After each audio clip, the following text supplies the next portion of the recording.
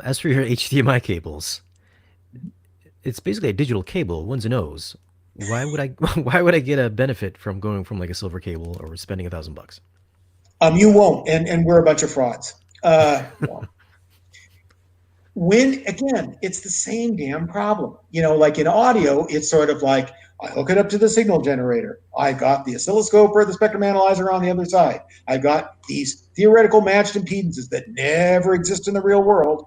And I put like a couple of tones in it, and everything's perfect or everything's the same within these teeny insignificant degrees in the readout, and therefore this is a bunch of crap. And then you go to the digital world, and it's like, well, it's all zeros and ones. Of course, I've been hearing about it's all zeros and ones for a number of decades now.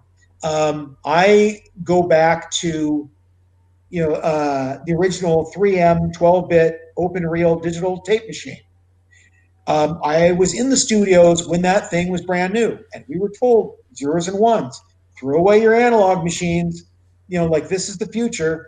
This is perfect, and there's nothing but distortion to be had in that analog machine.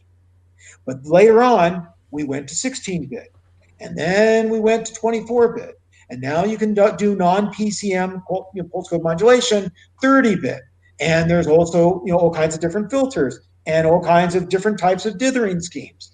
Because it would seem that zeros and ones keeps attaining different levels of perfection. Because like everything else in the world, nothing's perfect, including those zeros and ones and the technologies around them. It's a false dichotomy. But here's the thing.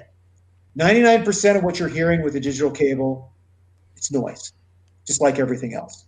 It has nothing to do with the zeros and ones. The zeros and ones and the packets are going to come out the same way that they came in. The only thing that can happen is with enough jitter and so forth, the time relationship of those zeros and ones can be skewed, and that matters.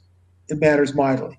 But even if you're lucky enough to where you have analyzed that and it's still pretty decent, the problem is that a digital cable is a noise Trojan horse, because even if the zeros and ones in a sense don't care, and you've got circuitry that can tell the difference between a noise artifact and a zero and one, should be able to, for God's sakes.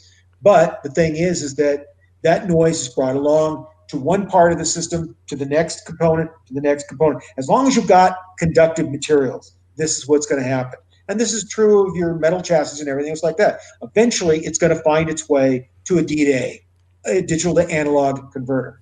And once that hits, that parasitic noise that came along for the ride, you got a problem.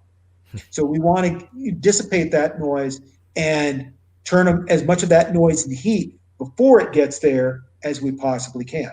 The more linearly, the better we do with that, the better resolution you have. Yeah, your zeros and ones we can't really affect. It's what you don't see that matters.